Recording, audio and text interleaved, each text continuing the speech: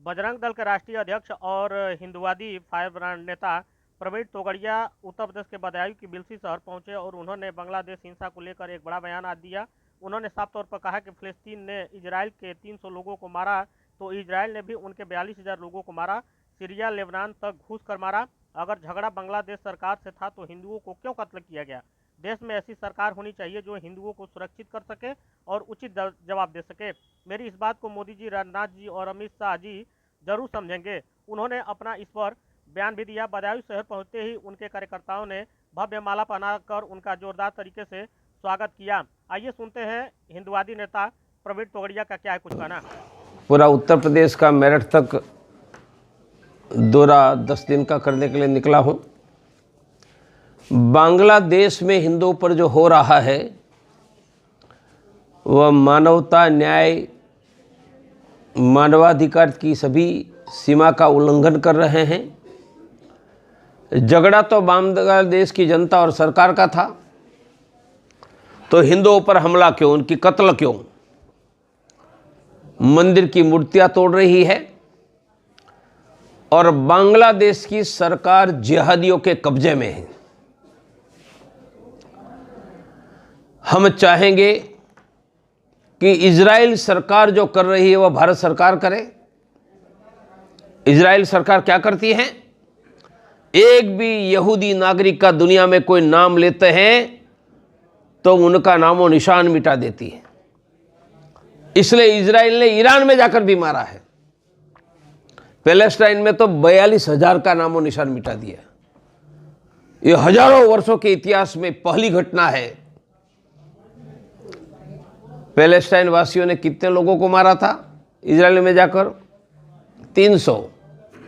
कितनों को मारा? 42,000। लेबनान में जाकर मारा, सीरिया में मारा, यमन में मारा, इवन यूरोप में जाकर मारा है। मेरा कहना है हिंदुओं के नाम लेने वालों को बांग्लादेश में जाकर भी मारो। पाकिस्तान, अफगानिस्तान, दुनिया के किसी हिस्से में जाकर मारो। हमें इजराइल जैसी हिंदुओं की रक्षा करने वाली सरकार की इच्छा है। मेरा विश्वास है कि हमारे नरेंद्र भाई, राजनाथ सिंह, अमित भाई तीनों यह भूमिका अदा करके हिंदुओं की रक्षा करेंगे। 2025 उत्तरायण 14 जनवरी से प्रयाग में महाकुंभ आ रहा है। 30-40 करोड़ लोग आएंगे। सरकार भी अच्छी व्यवस्था करने में लगी है, पूरा प्रशासन जुटा है। समाज के नाते सैकड़ों संस्थाएं भी सेवा के काम में लगी है। ऐसे अंतर्राष्ट्रीय हिंदू परिषद, राष्ट्रीय बजरंग दल ने एक नई तरीके से प्रयास किया है। संतों के वहाँ रहने की व्यवस्था होती है, संत करते हैं।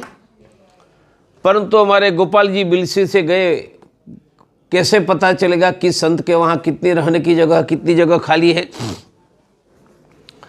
हम बस अड्डे और रेलवे स्टेशन पर प्रयाग में टेंट लगाकर उतरने वालों के रहने की व्यवस्था में मार्गदर्शन और सहयोग दोनों करेंगे। और अब तक अलग अलग संतों से मेरी जो बात हुई है उसके आधार पर लगभग 35,000 लोगों की हर रोज रहने की व्यवस्था हम करेंगे। रहने की व्यवस्था मानी गद्दा देंगे, कंबल देंगे, मोबाइल चार्जिंग की व्यवस्था देंगे। मोबाइल चोरी न हो जाए तो जेब में रखने के लिए पावर बैंक की बैंक बनाएंगे। बैंक माने डिपॉजिट लेकर पावर बैंक देंगे, पावर बैंक वापस तो डिपॉजिट वापस। ऐसे 1 लाख कंबल की कंबल बैंक बनाकर हम कंबल देंगे। मेरा अंदाज है करीबन 40 लाख लोगों को हम कंबल की सेवा देंगे और जगह जगह पर भंडारा चलाकर लोगों को खिलाएंगे, चाय देंगे।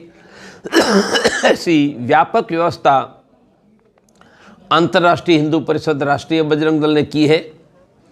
सभी संतों का सहयोग मिल रहा है और हम प्रतिदिन किस संत के वहाँ कितनी जगह खाली है और खाली है वह जगह पर उनकी अनुमति से वहाँ तीर्थयात्री भेजने का काम करके तीर्थयात्रियों को मदद करेंगे।